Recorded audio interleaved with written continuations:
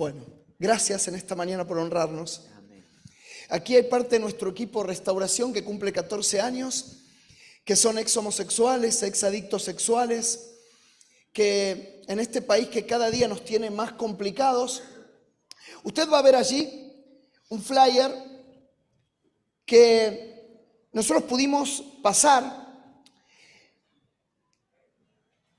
Nunca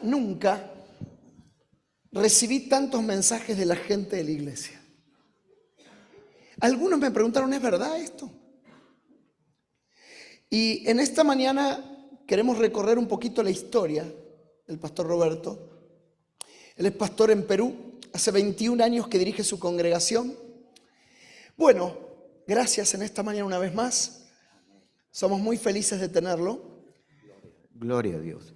Un saludo para toda la iglesia del Señor que ha venido con un corazón dispuesto a recibir lo que Dios tiene para ti hoy. Estoy seguro, no porque por el testimonio que pueda dar, sino porque sé que Dios transforma. Tú saldrás de aquí dispuesto a poner verdaderamente tu mano en el arado y no mirar atrás. Amén. Pastor, ¿qué edad tiene hoy? ¿Cómo? ¿Le puedo preguntar la edad? Sí, 69 años. 69 años.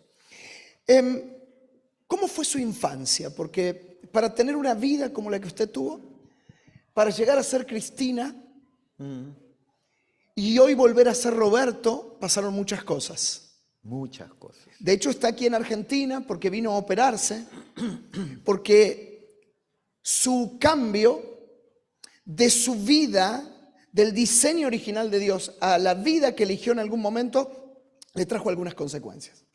¿Cómo fue su infancia? Bueno, procedo de una familia disfuncional, como hay muchas familias aquí en Argentina. Una familia que estaba compuesta por papá y mamá, pero papá tenía una diferencia de edad con mamá de 20 años. Y mamá lo menoscababa, lo trataba como lo peor, y eso nosotros lo veíamos. Un hogar en donde mamá tenía un trabajo mucho mejor que el de papá, era comerciante de mariscos en el muelle pesquero en el Callao, allá en Perú, y papá era un simple obrero de una fábrica. Mamá ganaba en una semana lo que papá ganaba en un mes. Entonces, eso hacía de que papá no tuviera esa autoridad que realmente ahora sé que la cabeza del hogar es el varón, pero no, la cabeza de mi hogar era mi mamá. Y cuando las cosas se hacen de diferente manera a como Dios lo ha establecido en la palabra, nunca va a salir bien las cosas, porque Dios ha establecido un orden. Y mamá era la que mandaba, era la que manejaba, y un día recuerdo que llegó papá, estaba en la casa, en la sala estaban reunidos mamá con papá y yo oía que discutían. Y de repente mi mamá adentra a los cuartos y nos saca a mi hermana de 4 años y yo de 6. Y nos dice, hoy ustedes van a tomar una decisión. ¿Se quedan conmigo o se van con su papá? Porque nosotros juntos ya no vamos a estar. Y para mí, papá era la persona más importante que había. ¿Por qué? Papá era una persona del mundo, una persona que tomaba, era un jugador del hipódromo, no sé si me entienden. Sí, del hipódromo. ¿Se escucha bien hacia atrás? Sí, gracias, sí. ¿Más o menos? Era un jugador de los caballos. ¿Este se escucha mejor? ¿Sí? ¿Le hago un cambio o es lo mismo? Acérquese un poquito más al micro. Ahí está. Gloria a Dios. Ahora sí. Ahora sí. Ahora, gloria a Dios, ahí sí. Sí, sí, sí. Bien. Bueno, y papá, como era una persona mundana, se daba sus tragos de vez en cuando. Cada que cobraba su mensualidad, él tomaba, ¿no? Pero siempre llegaba a la casa tarde, nosotros niñitos ya estábamos durmiendo, pero él siempre llegaba con... Allí en Perú hay un plato típico que se llama el pollo a la brasa. Y él llegaba con el pollo, le sacaba la piernita del pollo y nosotros dormidos, él nos las pasaba por la boca. Y nosotros hacíamos esto y nos despertábamos. Era papá. O cualquier día de semana que llegaba, traía un chocolate y nos lo pasaba por la boca. Y nosotros nos despertábamos, era papá. Esa era la forma como Dios nos hacía identificarnos con papá. En cambio, mamá no, mamá era una mujer muy trabajadora, sí, pero ella salía a las 4 de la mañana y no regresaba hasta las 7 de la noche. O sea, ella era la gran ausente en la casa. Y yo era más apegado a papá. Entonces, cuando mamá dijo, hoy ustedes van a tomar una decisión, yo me acerqué a papá. Papá estaba en un rincón de la sala y le dije, papá, si tú te vas hoy, yo me voy contigo. Y él me dijo, hijo, me dijo, ¿a dónde te voy a llevar?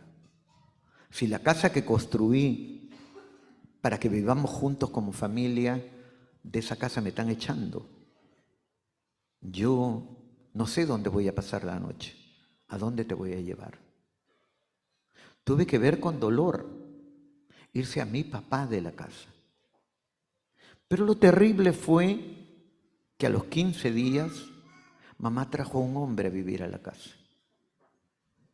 Nos lo presentó como el tío. Yo quiero decirle a los padres, ustedes no saben cómo marca eso a un hijo.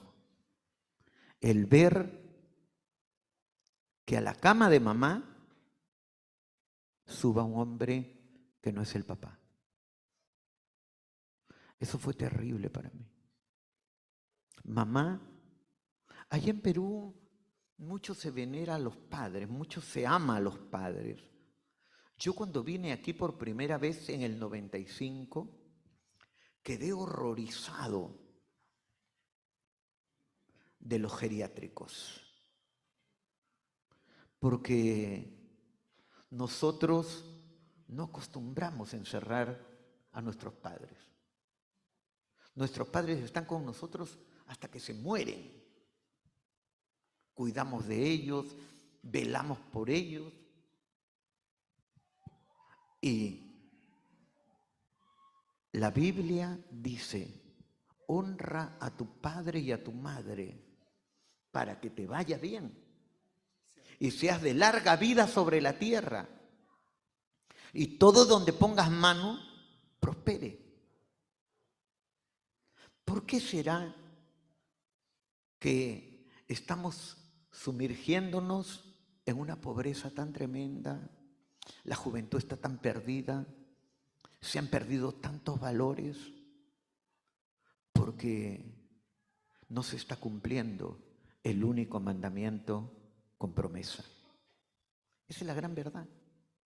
Porque cuando Dios dice honra a tu padre y a tu madre, no dice si es que son buenos, si es que se han portado bien contigo. No, no dice eso. Dice hónralos. Él es el juez justo. Él es el que juzga. Él es el que no se equivoca. Y los padres pueden equivocarse muchas veces, pero nosotros no somos jueces. Los hijos no son jueces. Pero yo era el juez de mi madre. Yo vivía condenando a mi madre. Yo a mi mamá perdí el respeto completamente. ¿Por qué? Porque ella trajo a un hombre a vivir a la casa. Y era un hombre casado. Nosotros tuvimos que ver en nuestra niñez que viniera la esposa a un barrio como este y que se pusiera en la puerta a gritar con sus hijos las intimidades sexuales de mi mamá con su marido. Eso lo tuvimos que nosotros soportar. Poco a poco se fue perdiendo el respeto y mamá se volvió para nosotros la proveedora de la casa, ya no la mamá. Mucho se habla del amor de madre, de la madre que está dispuesta a dar la vida por los hijos. Pero eso no fue nuestra realidad. Nosotros somos 4 hermanos, 5 hermanos, de diferentes apellidos, de diferentes papás. Pero en esos hermanos había mucho rencor. Mi hermano mayor la maltrataba a mi mamá, la llegó a corretear con un cuchillo en la mano, porque mi hermano a los 12 años era un borracho, era un alcohólico, y no había quien lo frene, no había quien le pudiera decir, ¿por qué haces esto? Mamá quiso hacerlo, pero él agarró el cuchillo y la correteó. ¿Por qué razón? Porque para poder llamar la atención hay que dar ejemplo. Hay que dar ejemplo. Y eso era lo que nosotros no teníamos. Eso era lo que a nosotros nos faltaba. El ver, el crecer, viendo estas cosas. Que viniera la esposa a gritar públicamente las intimidades sexuales de mi mamá con su marido en la calle. Usted sabe que nosotros decimos, vamos a resumir un poquito, familia disfuncional, papá ausente, borracho, mamá presente, la imagen de mamá supera la imagen de papá, falta de autoridad y mamá degradando la imagen que tenía con otro hombre. Nosotros decimos que el aprendizaje, el 70% es indirecto y el 30% es directo. El 30% es lo que decimos y el 70% es lo que vemos. Así que uno puede decirle tantas cosas a un hijo, pero si muestra otra cosa, sonamos. En el medio de todo eso, a usted le sucede, 6 años tenía. ¿Y qué le sucedió? Cuando papá salió de la casa era una casa grande, con varias habitaciones. Entonces mamá decidió alquilar algunas habitaciones.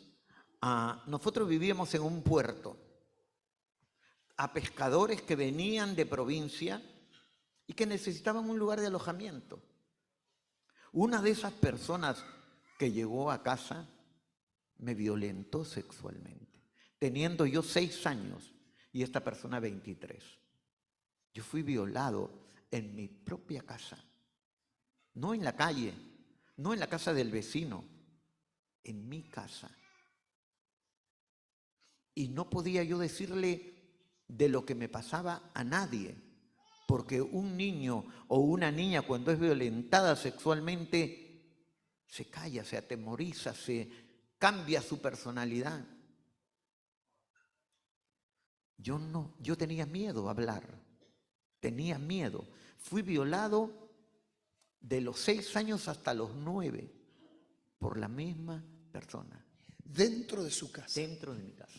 Y cuando hay una familia disfuncional, uno no puede hablar porque no se siente seguro. Y mamá era violenta, así de que no le podía contar eso porque yo tenía miedo.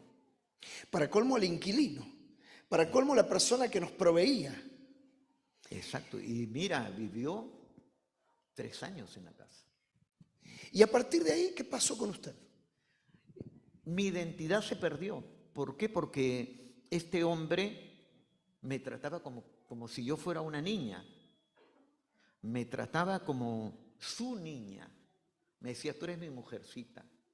Pero todo tenía que quedar callado, en silencio. Entonces hay veces mi mamá decía, y Tito, porque de Robertito, ¿no?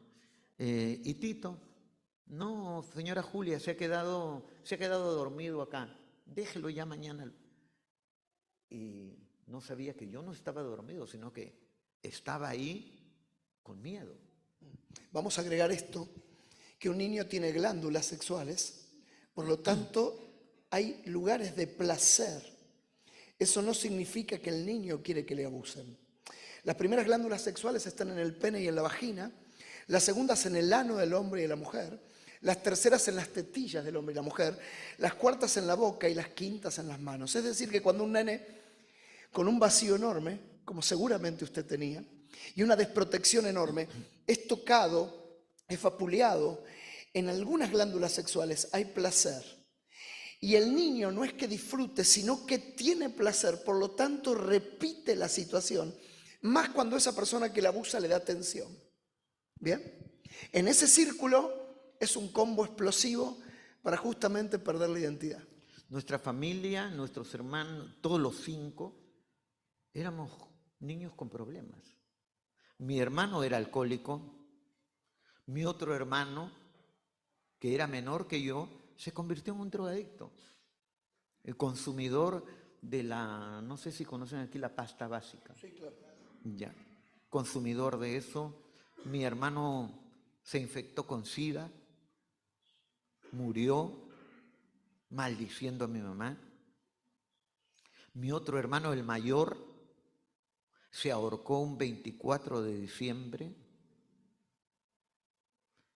fecha escogida y planificada, porque él dijo, yo les voy a dejar un recuerdo para que nunca haya paz en esta casa. Y nuestra casa era un ring de pelea. Nadie respetaba a mamá, nadie absolutamente. Ella solamente era la proveedora. Eso era lo que pasaba en la casa. Y yo a los 9 años comencé a inyectarme hormonas. Muchos me han preguntado, ¿cómo hacía? 9 años. 9 años. ¿Qué año estamos hablando? 1970, 1960. Por lo menos. Yo nací en el 54. 1963. Estamos 63. escuchando, ¿no? 63. ¿Cómo fue que usted excedió las hormonas? Que fue una de las cosas que yo le pregunté. Justamente eso me han preguntado siempre en todo lugar donde he ido a dar testimonio. ¿Cómo tenía usted acceso a esas inyecciones? Lo que pasa es que nuestra casa era una casa en donde era una casa conocida. ¿Por qué? Porque mamá era mayorista de mariscos, como lo dije, y tenía amigas, señoras, que venían a la casa con sus amantes a tomar, a bailar, a divertirse, a abortar. Y mamá era amiga del farmacéutico. Entonces le decía, necesito que me mandes estas inyecciones, ahí lo voy a mandar a Tito. Entonces, para mí era asequible. Yo iba y recibía el paquete. Nada más. Entonces, cuando ya yo comencé a necesitarlo, de los 9 años, yo iba y decía, mamá dice que le mandes esto. Y simplemente iba donde una señora que era vecina nuestra y ella me inyectaba las hormonas. Roberto, 9 años. 9 años. Uno ha caminado por campamentos y uno se da cuenta que los papás no tienen idea de lo que es un nene a los 9 años. Yo me puedo identificar en algunas cosas con usted, acá está mamá. Nunca supo lo que yo a los 9 años pensaba.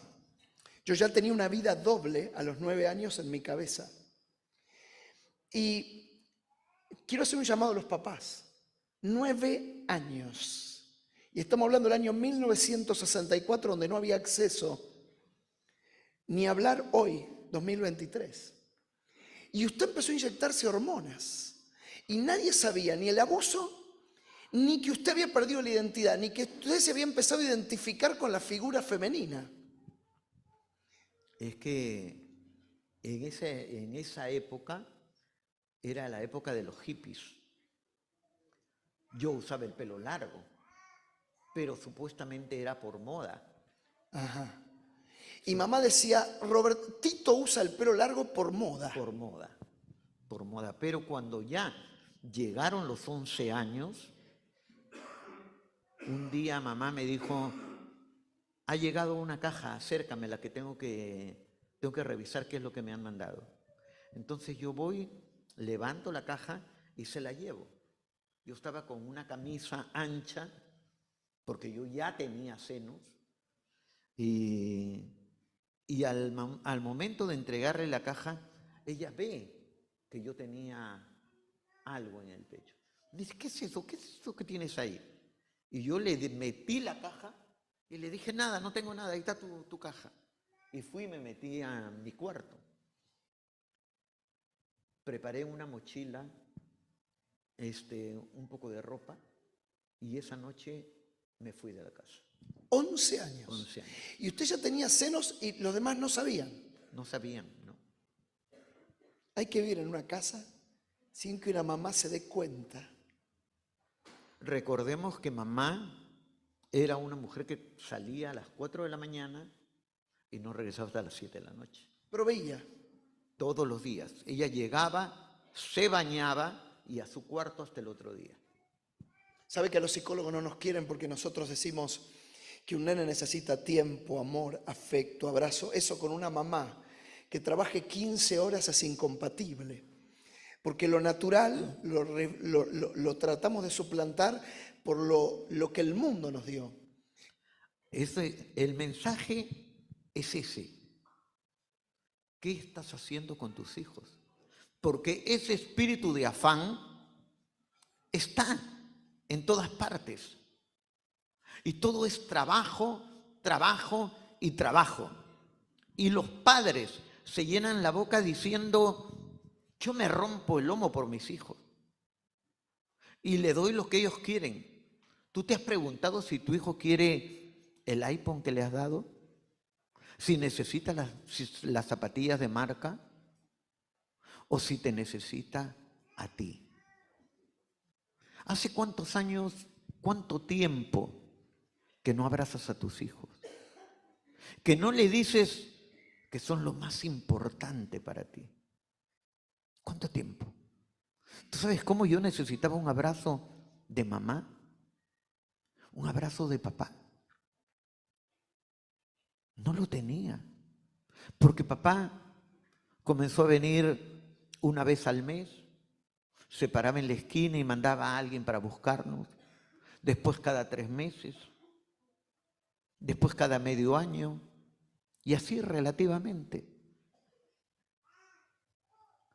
Esa era nuestra realidad. Nosotros crecimos en un hogar con problemas, pero el problema más grande era la carencia de afecto.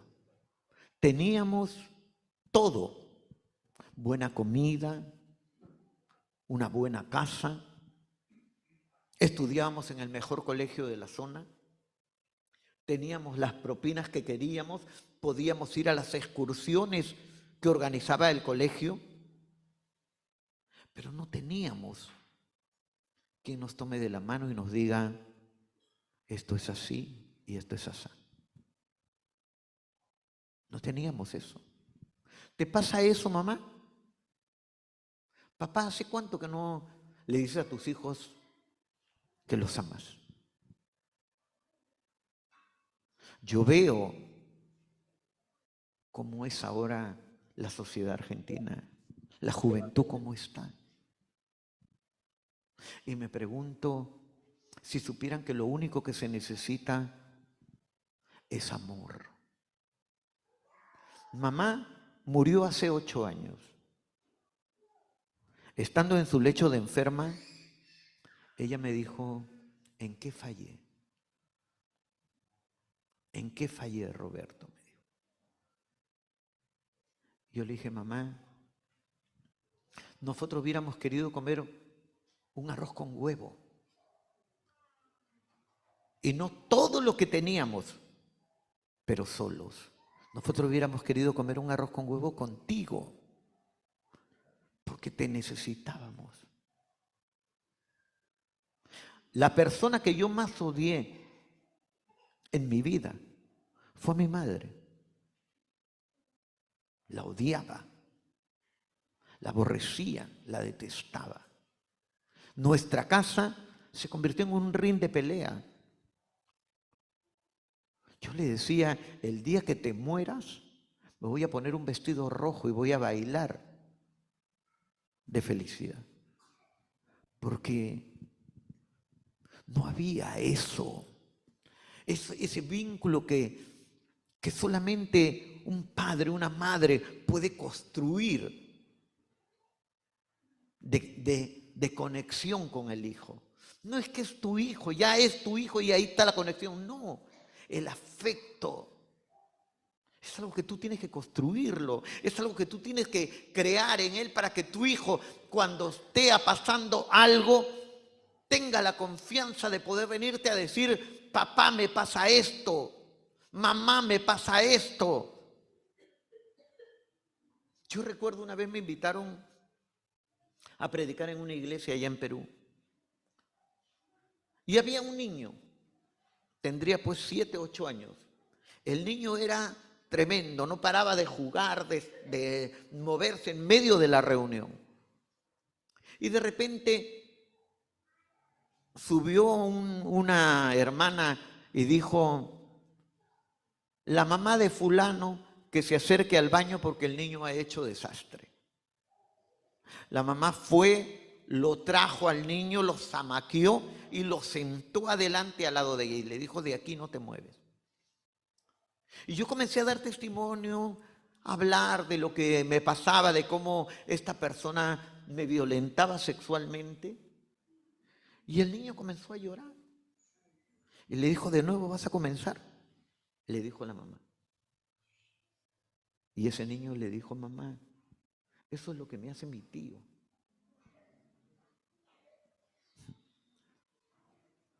No todo es trabajo. No todo es trabajo.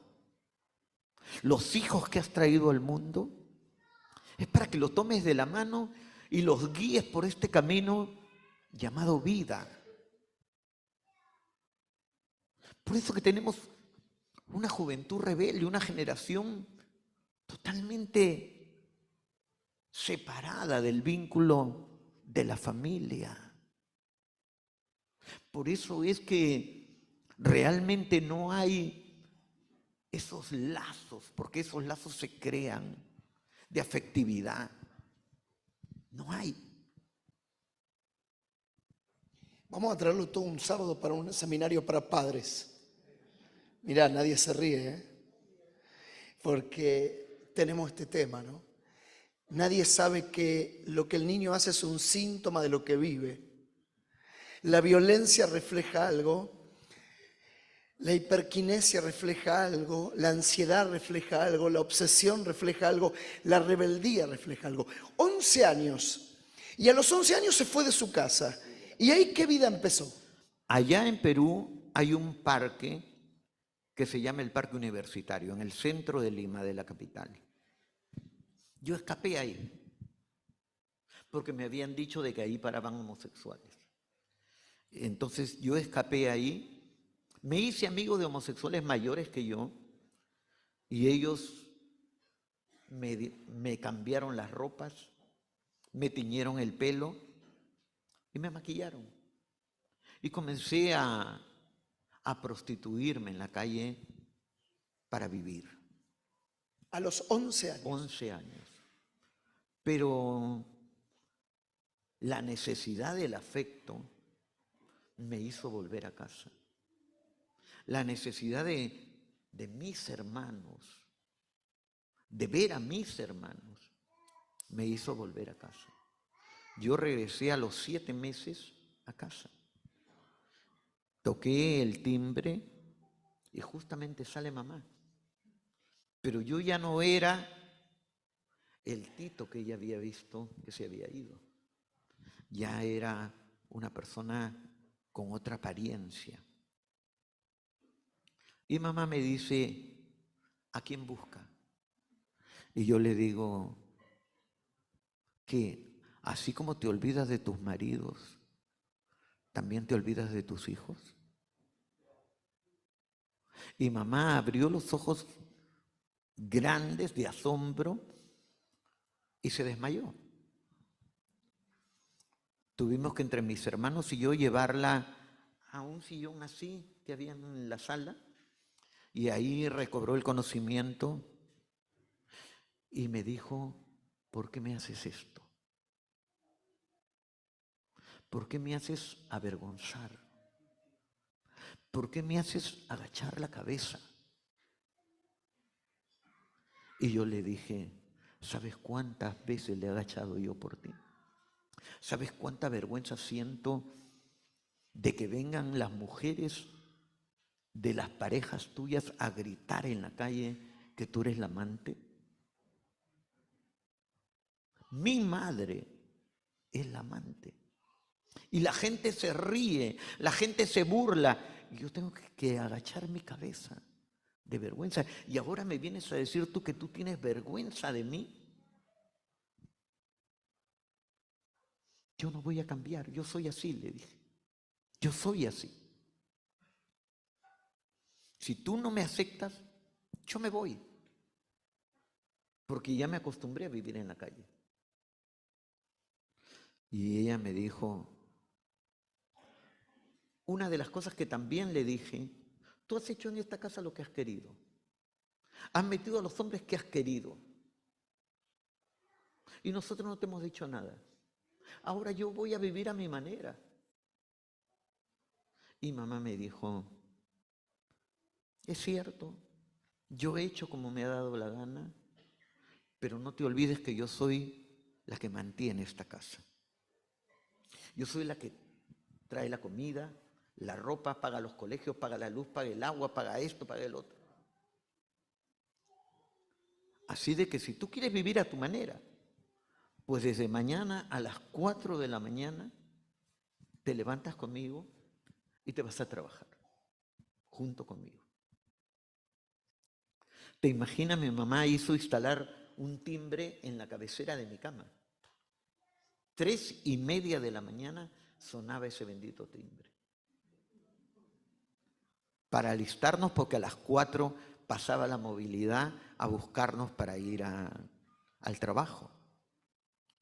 ¿Te puedes imaginar un niño, porque era un niño de 11 años, un niño maquillado, con senos, vestido de mujer, en el muelle pesquero, de gente que era terrible? Eso fue tremendo para mí. ¿Qué hubiese pasado si mamá, pregunto, en ese momento hubiese quebrado y hubiese abrazado?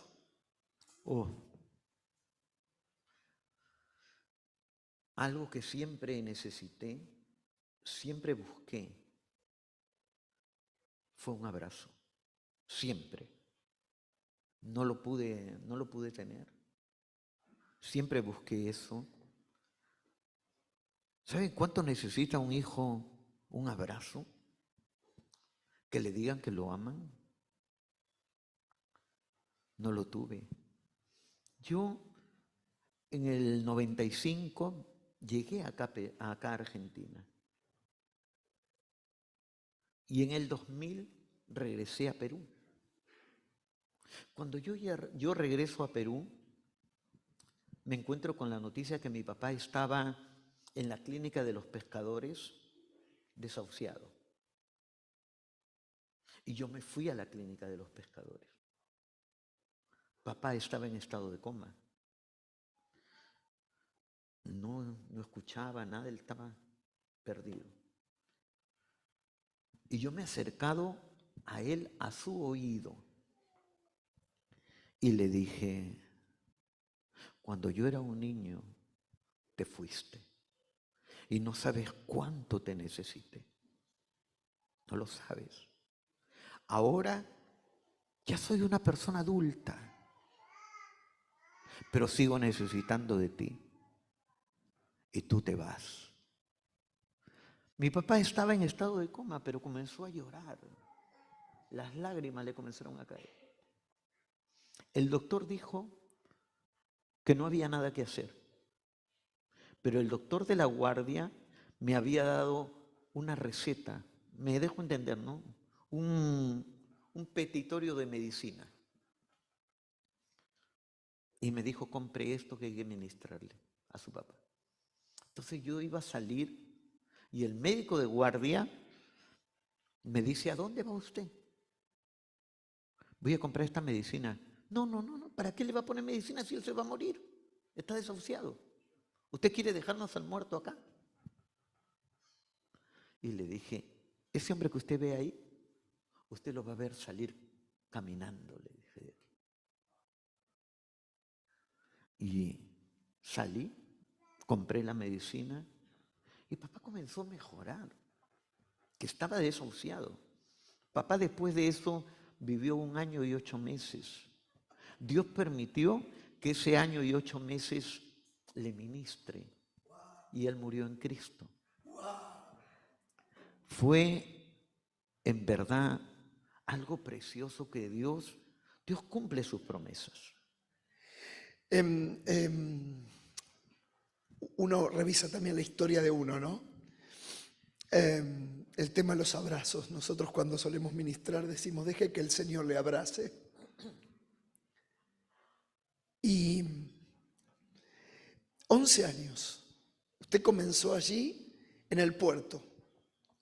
Así que su vida, yo entiendo que se deterioró aún más. Por supuesto. Como yo trabajaba desde las 4 de la mañana hasta las 7 de la noche, mamá no me pagaba, porque decía que ella sostenía la casa. Entonces yo comencé a robarle. Le robaba, le agarraba el dinero y con eso me compraba yo lo que yo quería, ¿no? Comencé a ser independiente, a tomar, a fumar, a bailar, a irme a las discotecas de ambiente. No había respeto para nada. No había respeto para nada. Pero a pesar de que tenía todo lo que quería, no era feliz. No era feliz. Ahora lo entiendo, la Biblia dice, no hay paz para el que vive en pecado. No hay paz. La gente puede decir, yo soy feliz, mi vida es fantástica, es maravillosa. No hay nadie que hable de lo infeliz que es la vida homosexual y lésbica. No hay nadie que hable. Nadie habla de esa soledad, de esas lágrimas a solas, de las cuales el único testigo es la almohada. ¿Cuántas veces lloraba? ¿Cuántas veces yo salía al pasillo que comunicaba los dormitorios? Salía yo y me paraba en la puerta esperando que salga mi mamá. Pero no, estaba solo, estaba solo. Nadie podía entender eso que pasaba en mí. Nadie. La frustración de ser una persona violada. De saber que tu hermano se ahorcó. De que tu otro hermano murió con SIDA maldiciendo a tu madre. Eso marcó nuestras vidas de una manera tan terrible. ¿Usted empezó a prostituirse nuevamente? Después. Se fue, se hizo independiente y empezó a tener le empezó a ir bien. Yo ya comencé a trabajar con mi mamá, yo ya no necesitaba salir a la calle. Ya no necesitaba eso. ¿Por qué? Porque yo tenía el dinero que quería. Yo tenía el dinero que quería. Entonces ya no tenía necesidad de prostituirme. ¿Qué pasaba? De que con mamá siempre había los conflictos, los problemas, las discusiones. Y yo la culpaba a mi mamá. Cuando mi hermano se ahorcó, ese 24 de diciembre, había regresado yo de trabajar, estaba en la sala con unos amigos tomando, eran las 11 de la mañana, estábamos tomando y yo estaba armando el árbol de Navidad y de repente llega mi hermano que estaba como 3, 4 días perdido en el alcohol. Estaba flaquito, consumido. ¿Qué lo hundió a mi hermano? ¿Por qué pudo hablar del aborto? Mi hermano se casó. Mi hermano tuvo su esposa. Pero la adicción del alcohol fue más fuerte que su amor. Siempre llegaba borracho. Llegó a tener 2 hijos. Y en el tercer embarazo, mi cuñada Soledad fue y buscó a su mamá. Y le dijo: mamá, yo me voy a separar de Lucho, lo voy a dejar, porque él no cambia. Pero estoy embarazada, quiero hacerme un aborto. Y su mamá la llevó a un lugar en donde le hicieran el aborto. Ella llegó a la casa, se acostó a dormir y amaneció muerta. Se había desangrado. Eso lo hundió a mi hermano. Porque antes de eso, él llegaba a la casa. Él le traía el dinero para sus hijos. Pero cuando pasó eso, él se perdió. Se perdió totalmente. Se desaparecía. No le importaba nada. Y ese 24 de diciembre, él llegó y comenzó a maldecirnos. Él decía: les voy a dejar un recuerdo para que nunca haya paz en esta casa. Y mamá había estado un poco delicada del estómago y de repente ella cruza la sala y él comienza a insultarla, a decirle: tú eres la culpable de toda la desgracia, de todo lo que me ha pasado, de todo lo que he vivido, todo por tu culpa, porque nunca has sido madre. Y cuando ya él, en su agresividad, se le quiso ir encima a mamá, yo me he levantado y lo he agarrado, lo he levantado en peso y lo he llevado a su cuarto. Lo encerré ahí y le dije: anda, duerme tu borrachera, que chupas en otro lado y vienes a molestar acá. Como a eso de las 7, 8 de la noche, voy a abrir la puerta del cuarto para sacar algunas cosas que necesitaba y mi hermano estaba colgado. Él se había ahorcado. ¿Cómo es la reacción de una persona que está dañada? Porque yo había invitado a mis amigos del mundo para esa noche divertirnos en la casa. Y al ver a mi hermano colgado, no me dolió el que se haya matado, sino que haya elegido ese día. Y yo fui y agarré su cuerpo y comencé a golpearlo. ¿Por qué elegiste hoy? Ese era lo que había en mi corazón, la dureza de mi corazón. Porque no analicé el sufrimiento que había en él que lo había llevado hasta ese extremo, me dolió que me había malogrado la fiesta. Mi corazón estaba completamente dañado. Completamente dañado. Tremendo, ¿no? Usted, sobre todas esas heridas, empieza a vivir esa vida que usted creía que era la que tenía que vivir. Enfrenta a su mamá, se empieza a llamar Cristina. ¿Es Cristina para todos? Cristina fue un nombre que adopté cuando me operé de cambio de sexo. ¿Por qué se opera? Porque en ese mundo uno está buscando que llenar un vacío y no lo logra. Yo creía que yo tenía apariencia femenina, tenía negocios, tenía dinero, tenía una pareja, adopté un hijo, tenía todo, pero no era feliz. No había algo que llenara esto que había dentro de mí. Uno busca, año 1978, hace 45 años. Había que operarse, usted hizo una vaginoplastía. Una vaginoplastía. ¿Ustedes saben lo que es hace 45 años hacer una vaginoplastía? ¿Dónde consiguió un médico que le haga una vaginoplastía? Era un médico peruano, pero que se había especializado en Israel, justamente. Y fuimos muchos los que nos operamos. La gran mayoría están bajo tierra, la gran mayoría, porque es ir contra lo que Dios ha creado. ¿Cuánto le salió la operación en ese momento? ¿Cómo? ¿Cuánto le salió la operación, el costo? $10.000 en ese tiempo. 45 años atrás, $10.000. ¿Y dónde sacó el dinero? Yo trabajaba, yo ganaba mucho dinero.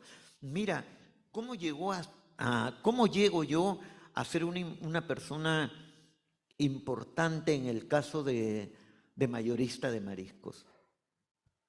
Yo me separé de mi mamá. Yo la tumbé, la saqué del negocio y me quedé con el negocio yo. O sea, yo pasé a ser la mayorista en ese ambiente. De mariscos. De mariscos. Y ganaba la plata que me daba la gana. Así que no le faltaba nada. No. Quiso hacerse una operación y se la hizo. Y siguió el vacío en su corazón. Claro. Es que nada puede llenar ese vacío. Nada, absolutamente. Yo lo probé todo. Todo lo que este mundo ofrece. Todo lo hice. Todo. Tenía pareja, tenía un hijo adoptado, tenía negocios, tenía dinero, tenía apariencia femenina. Yo en el colegio donde mi hijo estudiaba, yo estaba como la mamá. Yo tenía pasaporte, tenía el DNI, todo de mujer. Era la señora Cristina. Pero era un infeliz. Era un infeliz. Armaba mis fiestas y terminaba llorando. Terminaba llorando porque no lograba llenar ese vacío. No lograba. Y en esa búsqueda llego a la prostitución nuevamente. No por dinero, sino porque uno siempre busca que llenar. Y cree uno que uno hundiéndose más va a encontrar algo. ¿Qué edad tenía cuando se operó? 22 años. 22 años. 11 se va a su casa a los 22. Tenía todo a los 22 años. ¿Y qué le sucede un día en un muro? Yo estaba justamente prostituyéndome. ¿Cuánto tenía su hijo que había adoptado? 8. Ya 8 años. 8 años. Ese día era un día que en Perú se festeja el 31 de octubre. Es el Día Nacional de la Policía. Ese día no hay batida, no hace enredadas, no sé cómo le llaman. Sí, sí, sí, sí. Ya no hace enredadas y uno puede hacer lo que le da la gana ese día. Ese día yo me alisté para salir a prostituirme. 3 de la tarde estaba listo para salir a la calle. Pero entra mi hijo al cuarto y me dice mamá, porque para él yo era su mamá. Mamá, no te vayas, me dice. Tengo miedo, no quiero quedarme solo. Y él agarra, se sube a la cama, prende el televisor y se echa y pone su cabeza en mi pierna. Y yo entré en un estado de nostalgia porque cuando lo miré a él ahí echado, viendo el televisor, no vi la cara de mi hijo, me vi yo, de niño. Y comencé a recordar todo lo que me había pasado, todo lo que me había sucedido. Y las lágrimas comenzaron a caer. Pasaron las horas. A las 7 de la noche le di de comer y le dije, te vas a acostar porque yo voy a salir. Me dieron las 10 de la noche, 11 de la noche, 12 de la noche. Yo dije, no, yo tengo que salir. Hoy hay plata en la calle. Llamo un taxi y me voy. A las 3 de la mañana yo ya tenía mi plata en el bolsillo. Y estaba harto de esa vida. Porque para ir, esas personas que se prostituyen aquí en Buenos Aires, no es fácil salir. Sales y no sabes qué va a pasar. Ahí, en ese tiempo, había, voy a usar una palabra un poquito fuerte. Libertad total. Allá, en ese tiempo, explotó lo del SIDA. Y aparecían bandas que atacaban a los homosexuales. Le llamaban la banda de los matacabros. Venían en camionetas, traían esos palos de béisbol y masacraban a los homosexuales que encontraban. Entonces, yo estaba prostituyéndome en la zona de las mujeres. Cuando ya tenía mi plata, salgo a la pista y subo al auto de un cliente y le digo, llévame al canal 9, que era una zona de prostitución. Fui a buscar a 2 amigos homosexuales para salir y irnos a una discoteca. Pero cuando yo llego, mis amigos estaban trabajando. Entonces yo me siento en un muro y viene un auto y me dice, flaca, contigo quiero salir. Y yo le digo, no salgo. Y el hombre comenzó a pedirme que saliera con él, ¿no? Vamos, me dijo, no salgo, le digo, no salgo. Yo tengo plata, yo no te voy a engañar, me dijo, y sacó la billetera y me enseñó que tenía plata. Y yo abro mi cartera, mi bolso, y le digo, mira, yo tengo más plata que tú. Hoy tú vas a ser la prostituta y yo voy a ser el cliente. No quiero salir, le dije, no quiero salir. Vamos, me dijo, yo no te echo nada porque eres así.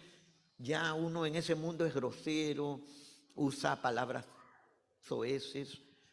Entonces yo le saqué la madre. Y el hombre se enojó. Yo me bajé del muro en donde estaba y agarré un ladrillo y le dije, vete porque te voy a romper el carro. Vete. No salgo, le dije. Y el hombre me movió la cabeza y se fue. Yo volví a sentarme en el muro, a conversar, a reírme con los amigos que estaban ahí. Y como a los 15 minutos regresa el mismo auto. Pero ya no se quedó allá, se apegó bien a la vereda. a 1 metro de donde yo estaba. Y levanta una pistola y me dice, hoy te vas a morir, porque nadie me saca la madre y vive. Y yo me quedé helado ahí, paralizado. Pero paró un auto y bajó mi amigo, que yo había ido a buscar. Y agarra y, creyendo que era un cliente que quería salir, corre y mete la cabeza en la ventana del auto. Justo en el momento en que el hombre me dispara y lo mata. Lo mató. Esa muerte era para mí. Yo quedé petrificado, no podía hablar, no podía bajarme. Yo lo único que hacía era mirar a mi amigo muerto. Y el hombre se fue. Comenzaron los patrulleros, los homosexuales comenzaron a correr, todos. Y mi otro amigo llega y me dice, Cristina, tienes que irte, me dice, porque ya te tiraron dedo. O sea, ya dijeron que era para ti. Tienes que irte, pero a mi amigo, al ver que yo no reaccionaba, me sube en un auto y me manda a mi casa. Y yo llego a la casa en medio de una crisis nerviosa. Comienzo a gritar, a romper los espejos que tenía ahí, porque yo era peluquero de día, ¿no? Gritaba y lloraba. Y le decía a mis hermanas, le decía, ustedes están esperando que yo venga con la plata, pero hoy me han podido matar, hoy me han podido matar. Yo no sé en qué momento me he arrodillado en el centro de mi cuarto. Estaba con una mini negra, un straple negro, todo pintado. Había hecho desastre y medio drogado y todo. Pero así me arrodillé y le dije, Dios, ¿dónde estás? ¿Dónde estás? Le dije. ¿Por qué mi vida ha sido una desgracia? Mi familia ha sido una desgracia. ¿Por qué se tuvo que matar mi hermano? ¿Por qué tuvo que morir mi hermano de SIDA? ¿Por qué me tuvieron que violar? ¿Por qué me violaron? ¿Por qué no podemos ser una familia normal como cualquier otra familia? ¿Por qué? ¿Dónde estás tú? Le decía. ¿Dónde estás tú? ¿Por qué no me das una oportunidad? Solo te pido una oportunidad. No quiero dos, una sola. La voy a aprovechar. Yo no sé cuánto tiempo he estado ahí tirado en el piso. No sé cómo ha hecho mi hijo para subirme a la cama. Al otro día me han despertado los golpes en la puerta de mis amigos homosexuales que venían a pedir dinero para enterrar al que habían matado. Yo le di lo que tenía, pero también le dije a un amigo, nunca más vuelvo a la calle. Le agarré terror a la calle. Y me dediqué a la peluquería. A los 3 meses llega un amigo mío, homosexual también, y me dice, Cristina, tengo un local en La Perla, me dice. Una zona del... La Perla. Tengo la peluquería ahí, pero como no puedo administrar todos los negocios, ellos me están robando. Te la traspaso. Y en el mundo uno tiene una mentalidad pícara. Yo dije, seguro que este está traspasando ese lugar porque ahí no va nadie. Y le dije, dame 1 mes para probar si es rentable. Si es rentable, hacemos trato. Me fui a esa peluquería a trabajar, a hacer dinero. Pero yo no sabía que ese Dios al que yo había invocado estaba a punto de contestarme, que me sacaba de donde yo estaba para llevarme a la perla para hacer algo conmigo. No lo sabía. Hoy puede ser la mañana en que Dios haga algo con usted. Hoy puede ser la mañana en que usted, que vino aquí con dolores, con angustias, con dudas, con una identidad perdida, puede ser la mañana en que Dios realmente haga algo. Y ahí en la perla empezó a trabajar de peluquero. Es que mucha gente puede haber venido hoy para un servicio más de los domingos, pero no pensaron que iban a ser confrontados hoy con la realidad de lo que es la vida y cómo se sufre afuera, y que así como Roberto, hay muchos afuera que se han refugiado en la droga, en la homosexualidad, en el alcohol, en la prostitución, en tantas cosas, buscando que llenar ese vacío y que no lo encuentran. Hoy Dios te ha traído para desafiarte a ser un verdadero cristiano, un valiente, porque eso es lo que Dios está buscando. Valientes, que estén dispuestos a salir afuera, a arrebatarles las almas al diablo. Eso es lo que Dios está buscando. No gente que venga aquí a cantar, me voy con él, me voy con él. Aquí todos somos luz. Afuera están las tinieblas. Afuera se necesita la luz.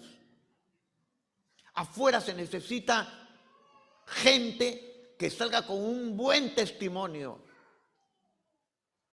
con una vida de santidad para que tenga el respaldo de Dios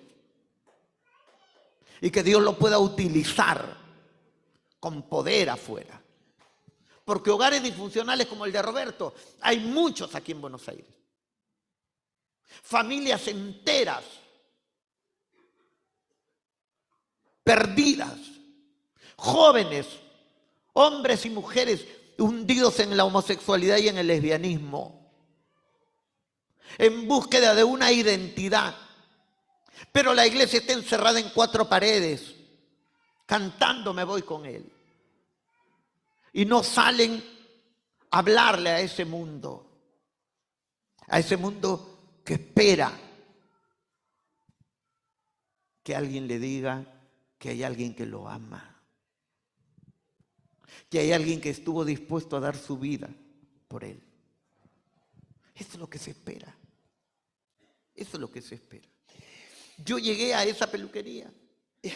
Yo llegué a esa peluquería pensando en hacer negocio. Pero con esa peluquería quedó un muchacho, un homosexual llamado Tomás. Tomás. Y él estaba trabajando un día ahí, cepillándole el pelo a una clienta, y de repente por el espejo él ve que pasa una mujer por la puerta de la peluquería. Y él deja la secadora, deja a la clienta y sale corriendo. Y le dice a esta hermana, le dice, hermana Gladys, por su culpa me voy a ir al infierno, le dice. Porque usted ya no viene a hablarme de Dios. Y se mete para dentro de la peluquería y deja la reja abierta. Y esta mujer ha retrocedido y ha entrado para la peluquería. Y le dijo, ¿qué quieres que te diga, Tomasito? Le dijo, si tú sabes mi historia. Tú sabes que yo he sido una lesbiana, que he sido drogadicta, que he estado desahuciada, con cáncer al duodeno, consumida 38 kilos, que odiaba a mi madre por los hombres que yo veía que ella metía en la casa. Pero ya no soy lesbiana y tú lo sabes. Ya no soy drogadicta. No necesito droga. Tengo a Cristo en mi corazón. Ya no odio a mi madre. Ambas servimos a Dios. Ya no necesito vestirme de hombre, porque Dios me ha dado mi identidad. Y tengo mi esposo. ¿Qué quieres que te diga? Y ella comenzó a hablar y hablar y hablar de un Dios que yo no conocía. Entonces yo me acerqué donde ella y le dije, hermana, yo quisiera que venga a hablarme de ese Dios. No lo conozco, le digo. Y ella agarra y me mira de pies a cabeza. Yo vivía vestido de mujer. Y me dice, ya señora, me dice, cuando yo pueda, voy a venir a hablarle. Y le dije, no soy mujer. Me operé de cambio de sexo. Pero necesito que me hables de ese que te transformó. Cuando le dije que no era mujer, eso despertó en ella ese querer hablarme. Al otro día, 8 de la mañana, estaba tocándome la puerta del negocio. Y mi necesidad... Perdón, 8 de la... No, arrebate. Arrebate. Cuando yo le digo no tiene que entrar gente en la iglesia, no es porque queremos acá mirá los que somos, porque hay que arrebatar a la gente. No hay cosa más linda que acá haya alguien a fin de año que le diga a usted, gracias por haberme hinchado. Gracias por haber ido a mi casa, aun cuando yo te echaba. A las 8 de la mañana ahí. Aparte no estamos hablando con alguien que era muy dócil. Si podía lo corría con la tijera. Y Gladys llega a las 8 de la mañana y usted 8 de la mañana tocó la puerta, yo le abro y por supuesto lo primero que le pregunté es, ¿qué dice Dios de los homosexuales? Y ella me abre la Biblia en 1 Corintios 6 y me dice, lee. Y yo leí, no erréis, ni los fornicarios, ni los hechiceros, ni los adúlteros, ni los borrachos, ni los maldicientes, ni los afeminados, ni los que se acuestan con varones, heredarán el reino de Dios. Hasta ahí leí. Y le dije, entonces no hay oportunidad para mí. Estoy perdiendo el tiempo. Y ella me dijo, no, lee el 11. Y el 11 dice, y esto erais alguno de vosotros, mas ya habéis sido lavados, santificados y justificados por el Espíritu de vuestro Dios. Eso a mí me cambió todo el panorama. Todo el panorama me lo cambió. Me comenzó ella a enseñar, me llevó a un pequeño anexo en una salita pequeña que había en la casa de su mamá. ¿Quién fue el que me predicó? Un jovencito de 17 años llamado Edwin. ¿Quién dice que los jóvenes no pueden servir a Dios en santidad? No es que los jóvenes están con todas las hormonas. No, el que se pone en las manos de Dios de verdad y es sincero, tiene un encuentro personal con su Dios, sí puede servir a Dios. Sí puede.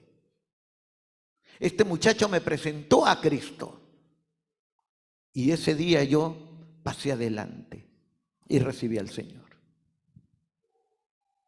Comencé a ir a escuchar.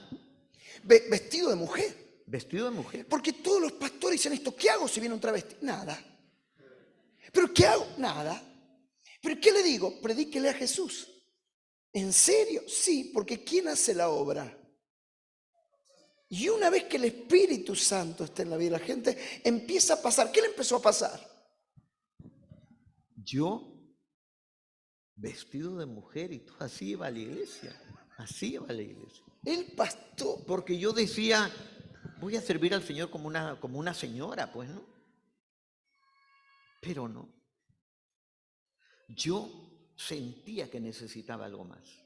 Yo comencé a frecuentar el anexo, pero yo sentía que necesitaba algo más.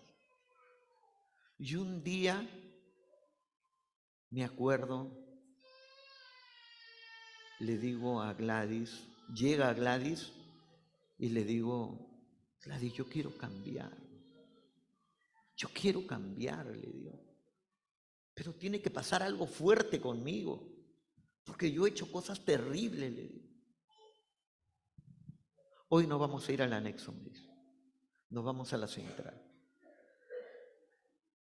Me llevó a un templo grande como este. Y tú sabes que nosotros muchas veces cargamos con esos complejos, con ese del rechazo. Entonces yo llegué ahí con ella y nos sentamos en la primera silla que vimos. Pero era una iglesia en donde las mujeres se sientan para un lado, los hombres para otro. ¿No? Y yo llegué y me senté en el lugar del hombre. No me equivoqué, ¿no? Pero pasó el pastor y me vio que yo estaba en el lado de los varones y me dijo, hijita, ese no es tu lugar.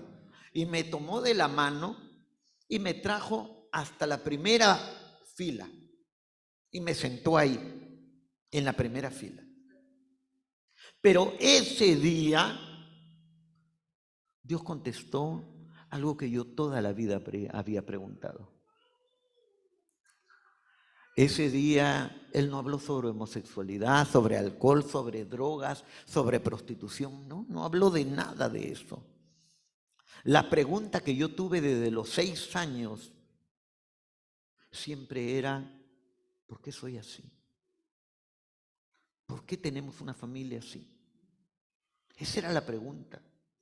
Ese día Dios me habló. Dios usó a ese hombre. Y ese día habló de la consecuencia del pecado de los padres que viene sobre los hijos hasta la 3ª y 4ª generación. Ese día se me cayó la venda. Pude entender por qué nuestra familia había sido así.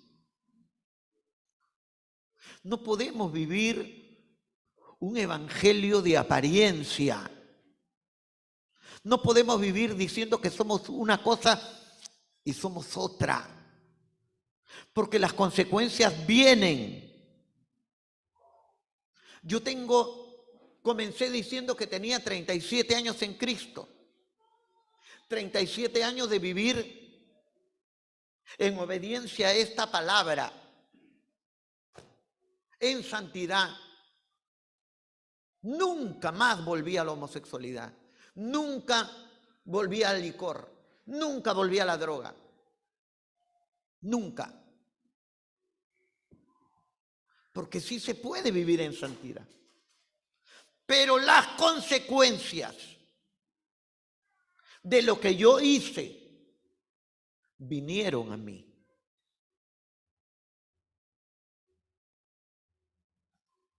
Hace 5 años se me cerró la vagina.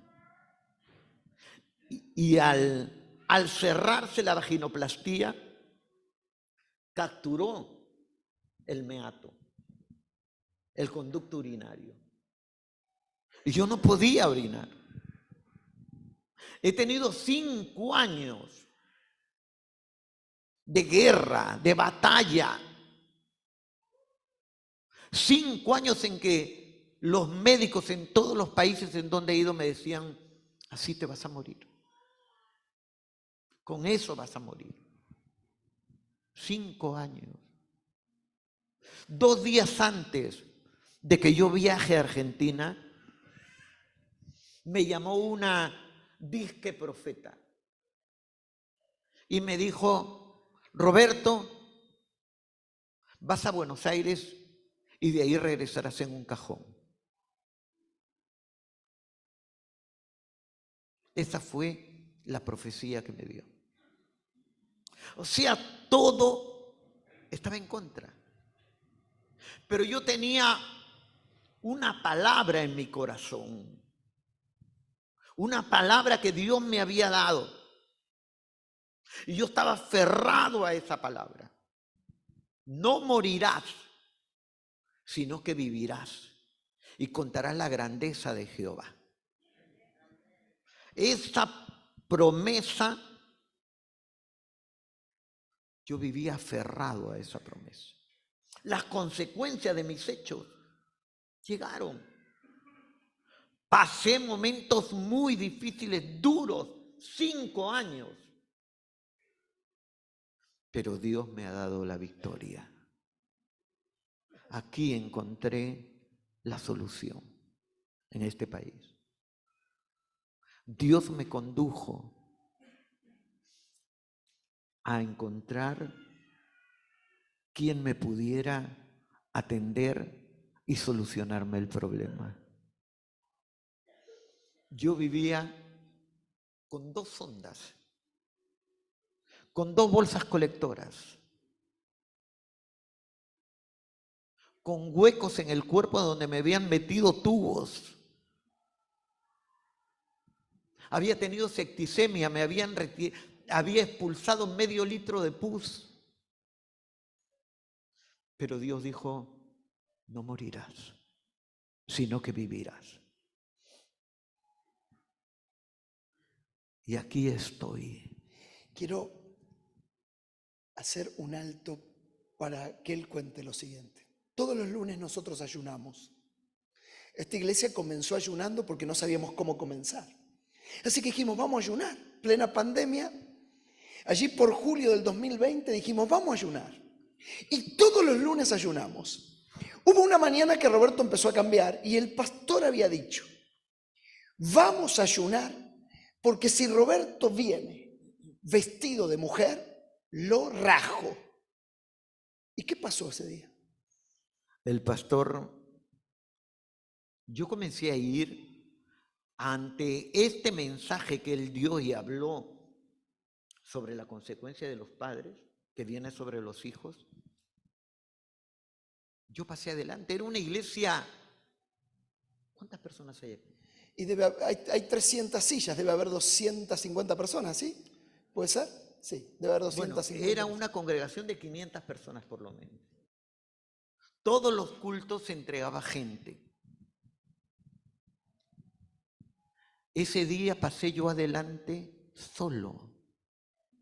Yo no miraba nada, yo no miré para atrás, no, nada. Yo creía que detrás mío había gente. Como para pasar desapercibido. Y me acerco al pastor, pasé adelante y me acerco al pastor. Y él me dice, hijita, ¿cuál es tu problema? Y yo le digo, no soy mujer, me operé de cambio de sexo, pero quiero de ese Jesús que usted ha predicado. Hay algo, este es un mensaje para ti como pastor, algo que me conmovió de ese hombre, fue que este hombre se puso a llorar por mí. Este hombre lloró como un niño y dijo, Señor, ¿hasta dónde puede llegar el hombre cuando no te conoce? Y lloraba y lloraba. Y vino y puso su mano sobre mí. Y comenzó a reprender espíritus de odio, de resentimiento, de suicidio, porque yo había intentado matarme 2 veces.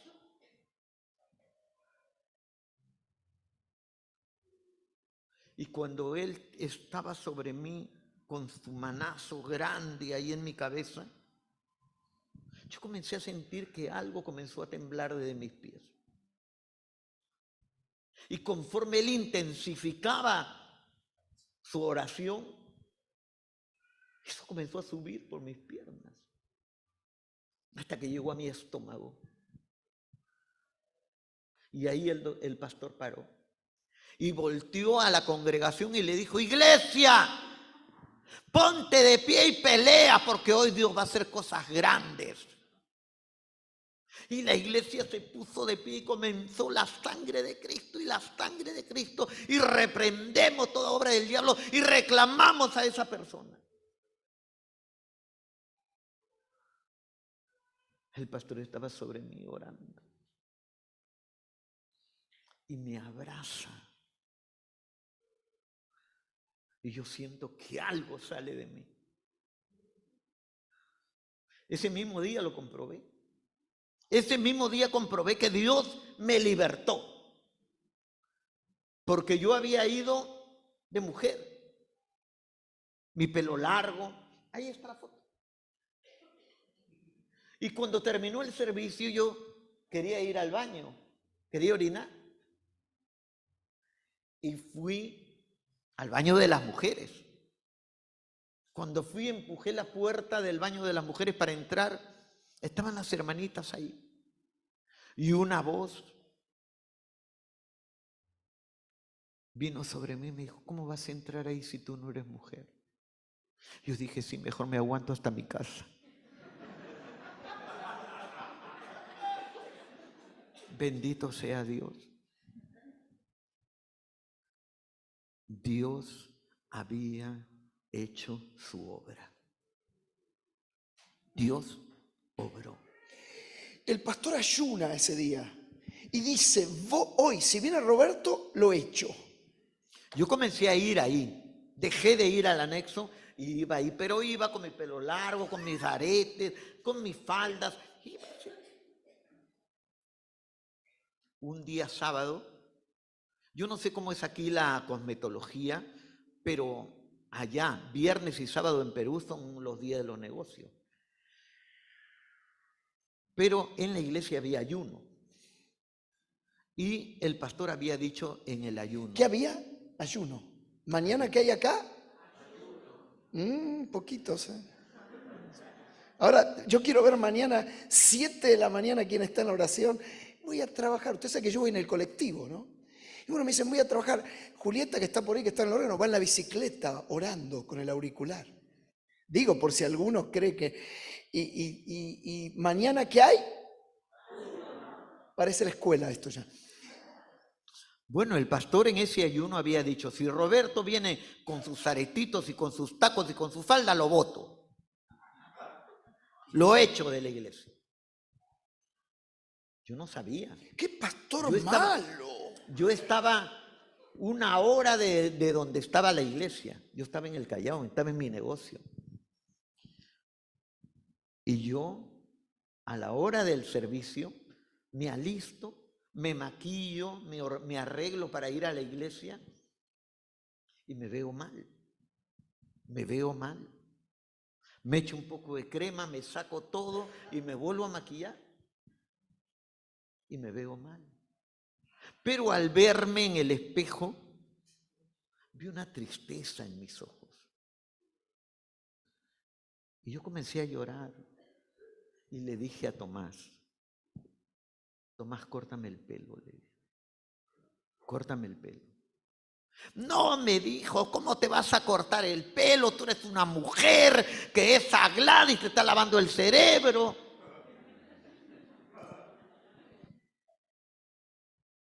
Y yo le dije: yo quiero ser feliz, Tomás. No soy feliz. Córtame el pelo, por favor. Y él agarró y me dijo: bueno, te voy a cortar, pero te voy a hacer un corte moderno.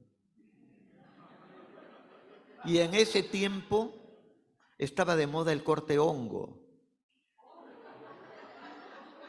Esto refleja algunas edades. Y le hace el corte hongo. Y me hace el corte hongo. Y yo me vi mal. Y le dije: Tomás, córtame como hombre, le dije. Me dijo: mira, Cristina, yo he venido a trabajar aquí. Yo no he venido a que tú me traumes. Yo soy feliz así como soy. yo no te vuelvo a tocar la cabeza, me dijo. Pero cuando él me cortó el pelo, ese corte hongo, yo tuve una experiencia. Sentía que estaba como metido en un horno.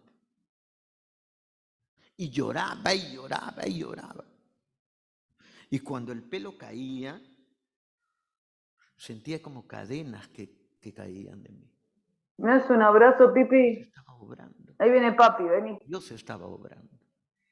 Buscad y hallaréis, golpead y se os abrirá, pedid y se os dará. Él ya no quiso tocarme. Yo me quedé sentado ahí en el sillón. Y la peluquería mía era muy frecuentada por homosexuales, ¿no? Entonces llega un amigo y le dice a Tomás, ¿qué haces acá afuera? No, allá está el loco ese que llora. Ahí está que quiere que le corten el pelo. Y yo no le voy a cortar. Ah, si quiere que yo le corte, yo le corto. Entró y yo le dije, Cachito, quiero que me cortes el pelo. Me dijo, ya no hay problema. Me puso la capa y yo estaba tan quebrantado que yo no veía lo que él hacía. Cuando me di cuenta, estaba casi pelado. Pero como había tenido rayitos, mechones y todo lo que se hace uno, era un corte horrible. Pero yo me vi bien. Yo me vi bien.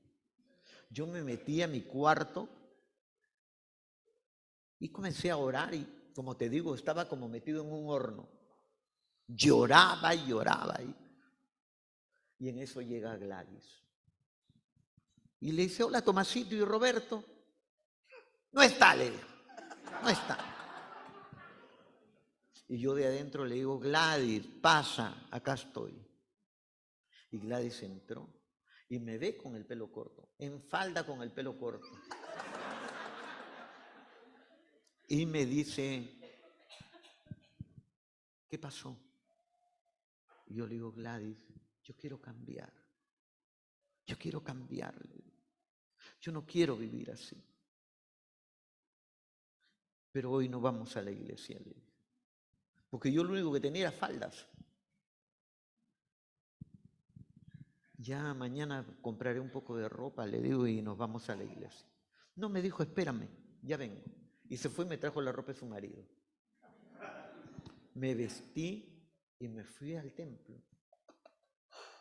Los hermanos, que siempre que llegaba a la iglesia se acercaban, me abrazaban, me saludaban, me alentaban a seguir adelante, ese día los hermanos corrían al altar. Corrían al altar.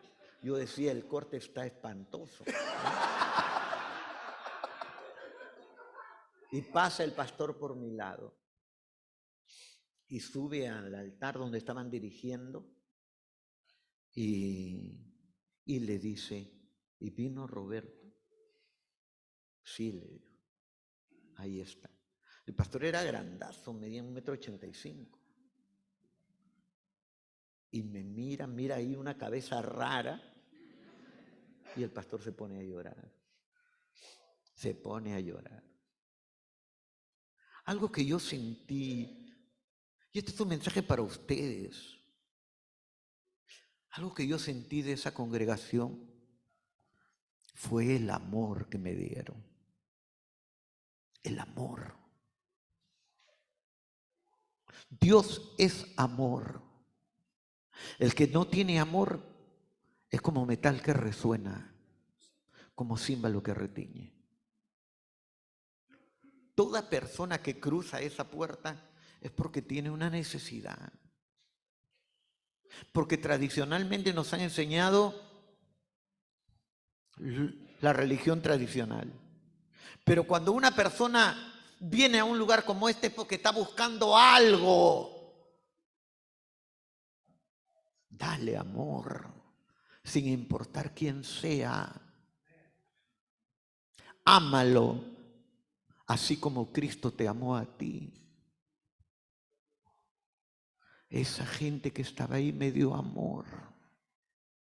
Y eso me envolvió. Eso me envolvió.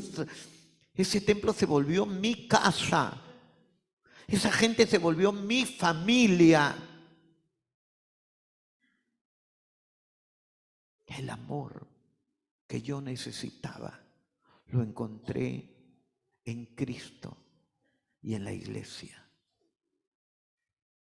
Ama, hermano, ama. Fue una iglesia muy estricta, muy estricta. Pero todo lo que hicieron y la forma como me aconsejaron y cómo me orientaron fue una bendición para mí. Ahí la gente se bautizaba cada 5 meses. Pasaban su enseñanza doctrinal. Yo pasé 5 veces la enseñanza doctrinal. No falté nunca al discipulado. Pero siempre que había el momento del bautismo, el pastor me decía, Roberto, todavía te falta. Todavía no. Todavía no. Todavía no. La 5ª vez, yo dije, si no me bautizan, me voy a otro lugar. Me voy a otro lugar. Me puso delante y los diáconos todos alrededor. Y yo solamente miraba al pastor. Y los diáconos comenzaron, como el fariseo, a acusar. No porque Roberto todavía se depila las cejas. Y yo solamente miraba al pastor. Yo le decía, pastor, nunca en el mundo me depilé las cejas. Nunca. Usa perfume de mujer. No le digo. El perfume que yo uso me lo regaló la hermana fulana de tal. Y es de varón. Usa pantalón de mujer. Y ahí estaba el hermano que me había regalado 2 pantalones. Y yo le dije, ¿qué dice usted, hermano Cueto? ¿Los pantalones que usted me ha dado son de mujer? No. Lo que pasa es que yo era una persona muy delgada. Y ya cuando dejé de andar en drogas y entonces comencé a engordar. Comencé a engordar y el pantalón me comenzó a quedar un poquito ajustado. Pero era un pantalón de hombre. Y el pastor dijo, basta de acusaciones. Alista tu ropa que mañana te bautizas. Y me bauticé. Tuve una experiencia tremenda ese día también. Porque yo vi que una persona con traje negro, con algodones en los oídos y en la nariz, se quedaba debajo del agua. Y que salía un Roberto nuevo. Y han pasado 37 años y ese Roberto nuevo sigue vigente, haciendo la obra del Señor.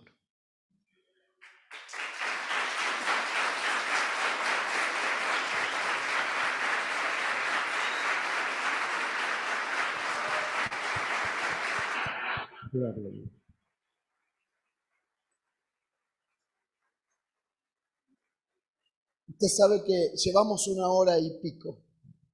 Yo quiero pedirle, antes de hacer una invitación, que usted pueda hablarle en esta mañana, en este ratito. Le quiero hacer 2 preguntas, si usted me las puede contestar, porque me la han hecho. Lo suyo es irreversible. Su operación es irreversible. ¿Alguna vez se enojó con eso? ¿Ha tenido crisis? ¿Me enojé? Sí. ¿De estar operado? Sí. No. Ya yo soy eunuco para el Señor. Definitivamente. Señor, tengo dolor de cintura. Señor, mira la desgracia que me pasó. A mí me pasa todo. ¿Le hubiese gustado casarse? Por esta situación he sido marginado, he sido maltratado, he sido perseguido. Pero a mí me falló la iglesia compuesta por personas. Dios no me falló.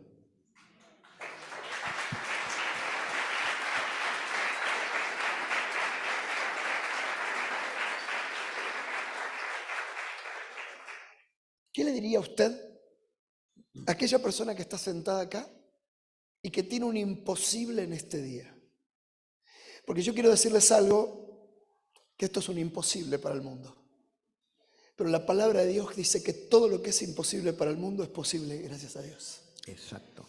Y en esta mañana ratificamos como iglesia que el Dios que en este lugar se alaba, se bendice, se implora, se levanta, se destaca y se pone en alto, es un Dios que hace posible los imposibles de su vida. ¿Qué le podemos decir a alguien que tiene un imposible en esta mañana? Yo quiero leer una porción. Suyo. ¿Puedo?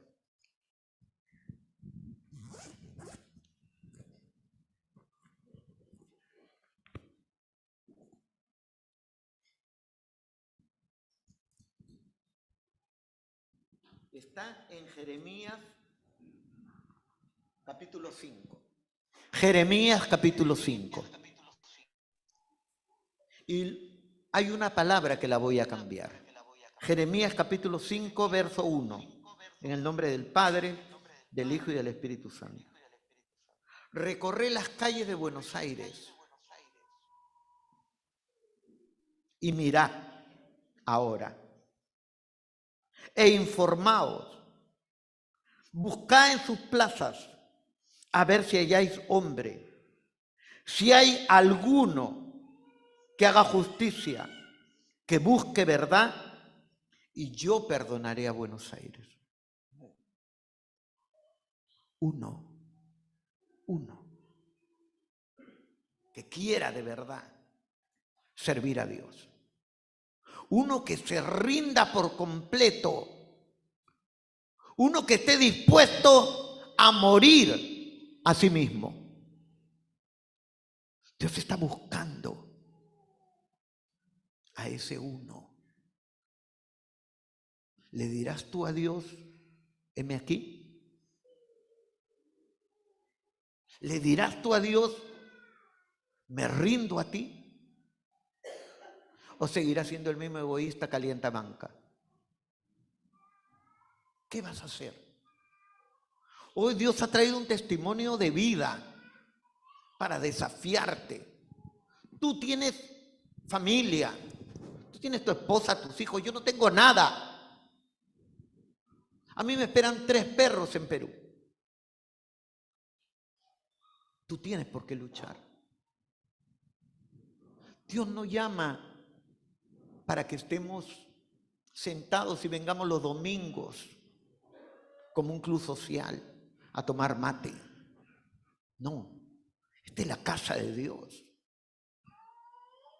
La casa de Dios. Y tenemos que reverenciar su casa como la casa de Dios.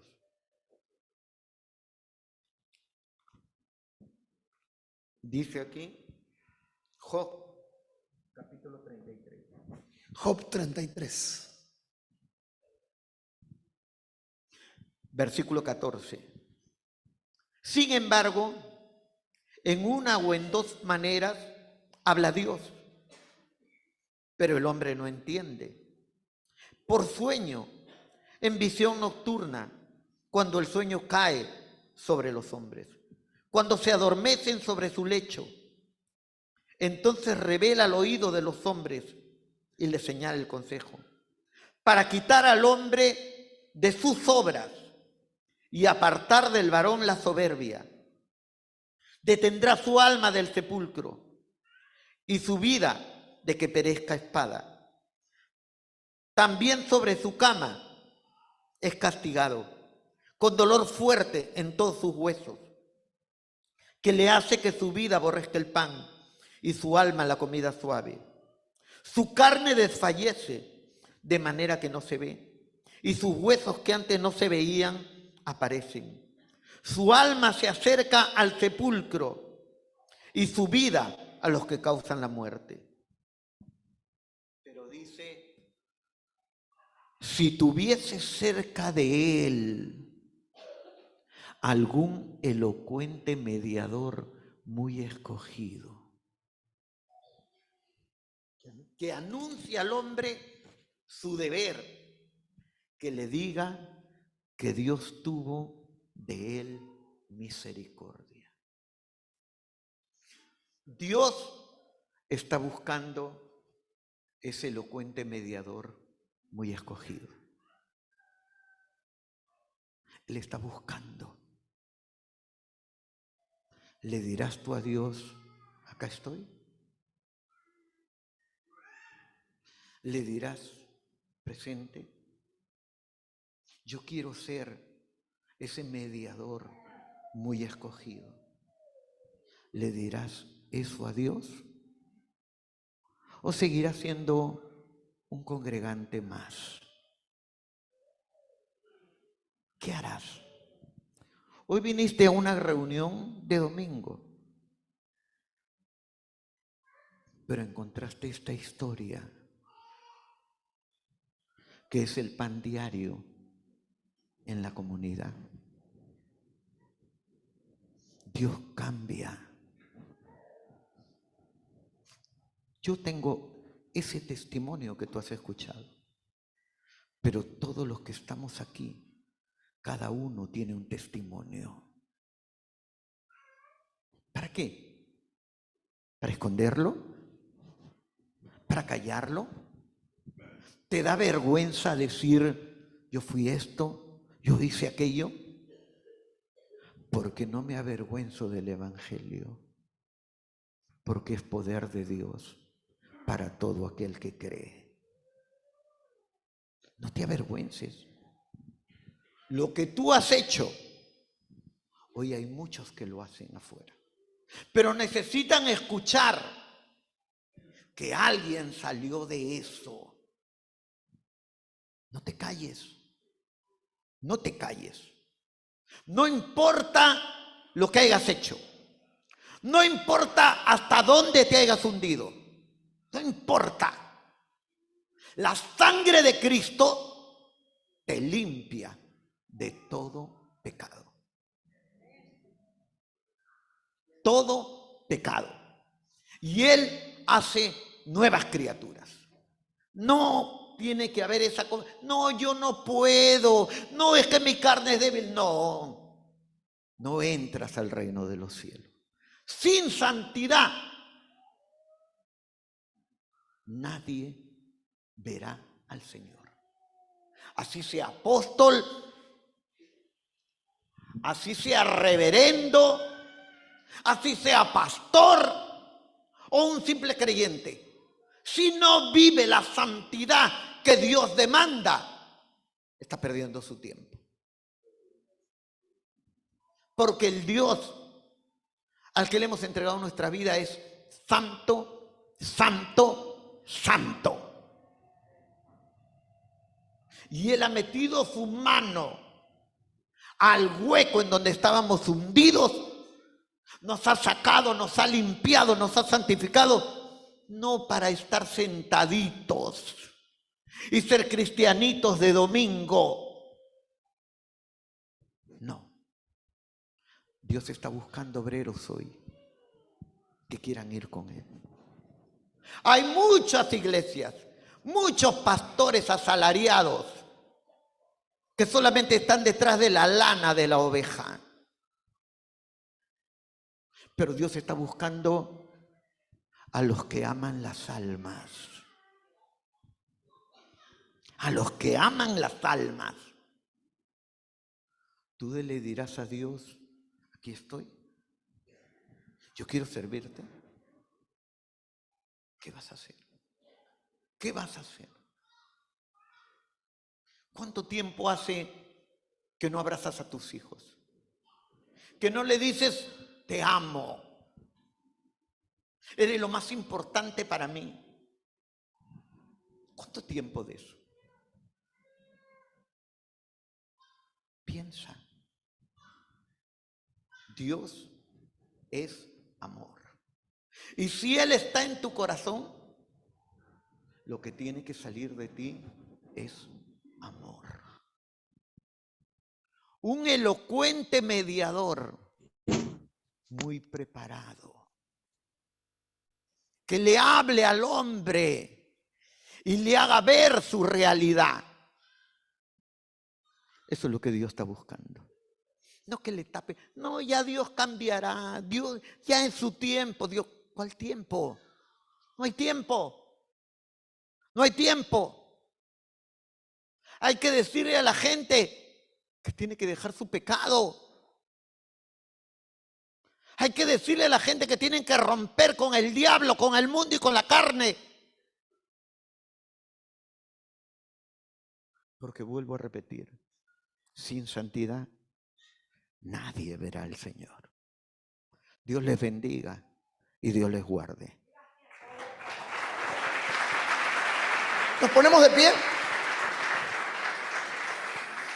Mientras los músicos van llegando, yo quiero que usted estire su mano y vamos a orar por la vida del pastor Roberto. Roberto, gracias. Honrado en esta mañana de recibirle. De poder contar el antes y el después de una vida con Jesús. De poder contar el antes y el después de los milagros que Dios hace.